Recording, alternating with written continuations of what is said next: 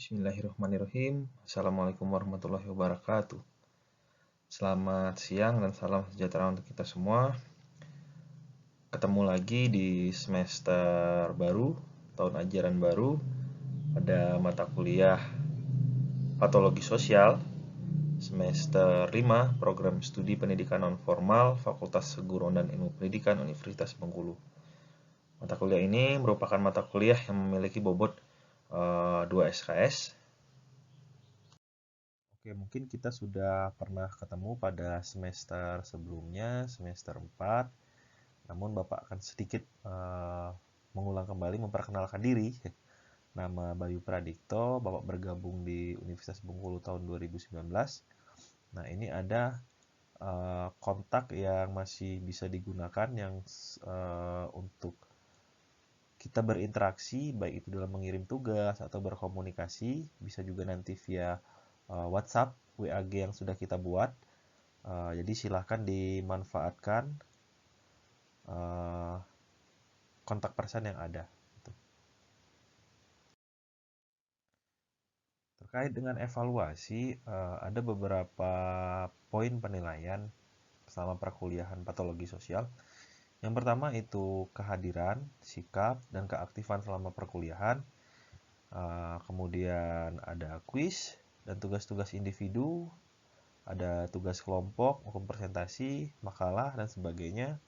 Kemudian ada UTS dan UAS. Itu bobotnya silahkan teman-teman lihat sendiri, silahkan dicermati, sehingga nanti teman-teman dapat memperoleh hasil yang maksimal. Ini terkait dengan beberapa aturan, terutama ini untuk tatap muka ya, kegiatan tatap muka. Namun tidak menutup kemungkinan juga untuk kegiatan kita belajar daring. Yang pertama ketika video conference atau apa gitu, jangan menggunakan t-shirt ya, atau kaos oblong jangan digunakan. Nah, kalau sandal atau celana ya kita tidak bisa melihat mungkin bagian bawah, karena yang akan tersorot itu hanya yang atas. Usahakan menggunakan kemeja kalau atasannya gitu.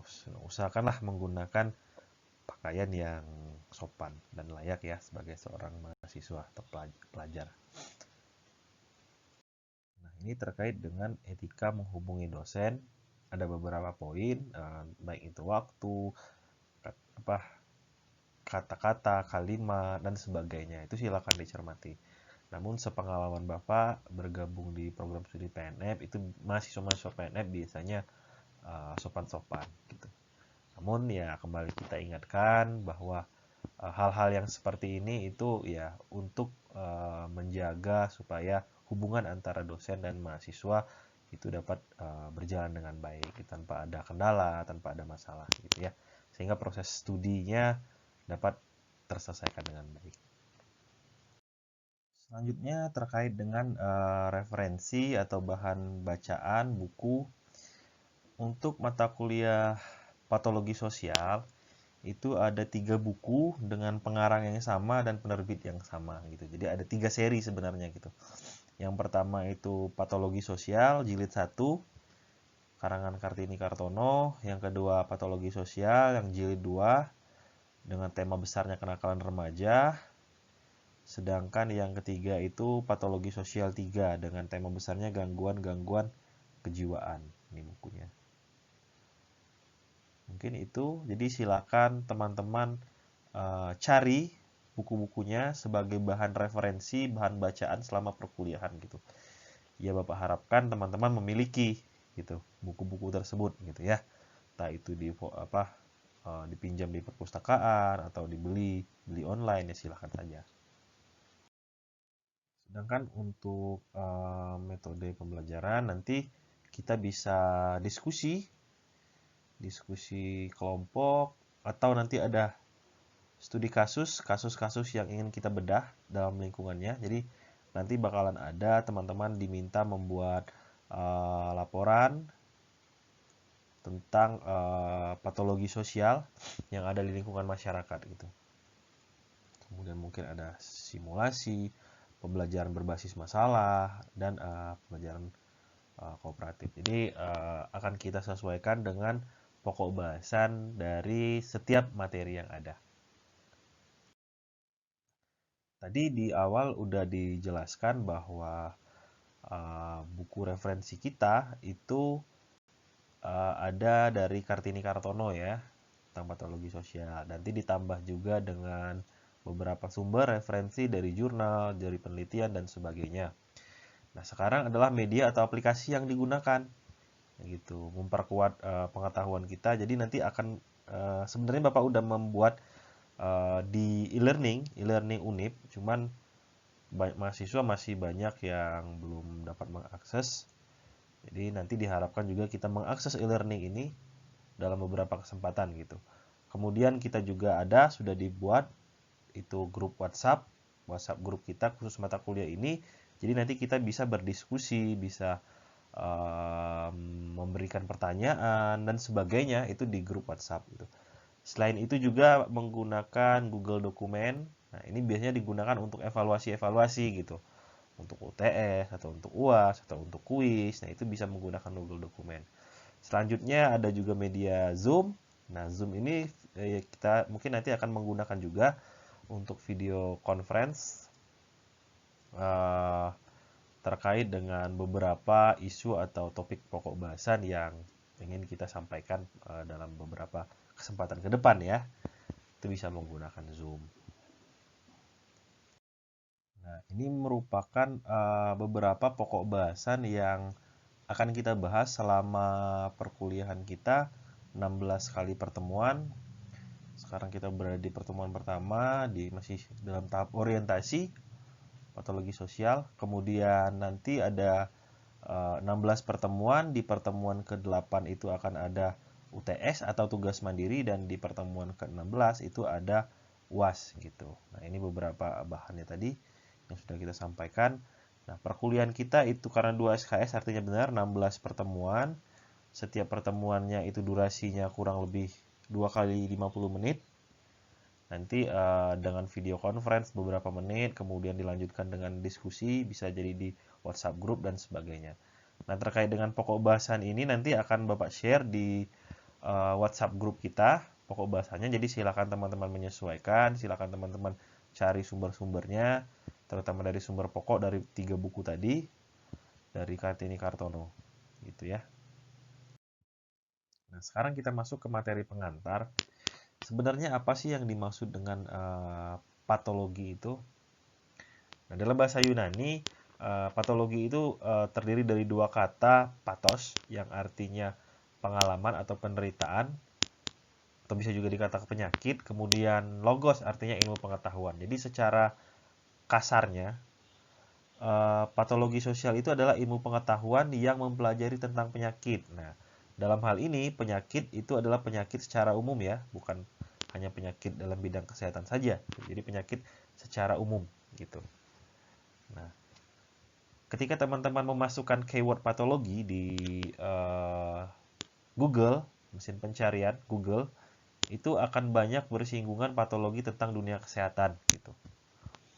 Silahkan nanti coba-coba teman-teman keyword di Google. Nah, dalam hal ini nanti ada sedikit perbedaan pendefinisian antara patologi yang ada di bidang kesehatan dengan patologi sosial itu sendiri gitu. Nah, itu nanti teman-teman akan diminta coba mendefinisikan lah menurut teman-teman sendiri gitu. Nah, apa sih sebenarnya yang dimaksud dengan patologi sosial? Kalau tadi kita sudah coba mendefinisikan apa itu patologi. Nah, sekarang kita pengen coba mendefinisikan apa itu patologi sosial gitu. Nah, untuk mendefinisikan apa itu patologi sosial, Bapak memberikan teman-teman tugas, yaitu silakan teman-teman lihat terlebih dahulu ilustrasi gambar yang ada pada layar. Ada 6 gambar. Gambar pertama, kedua, ketiga, keempat, kelima, dan keenam. Nah, ini memiliki makna tersendiri gitu. Bahkan teman-teman juga dapat mendefinisikan atau menceritakan atau menggambarkan apa maksud dari gambar ini, gitu ya. Kalau tadi teman-teman sudah melihat gambar itu, nah coba sekarang teman-teman sebutkan ilustrasi gambar itu seperti apa.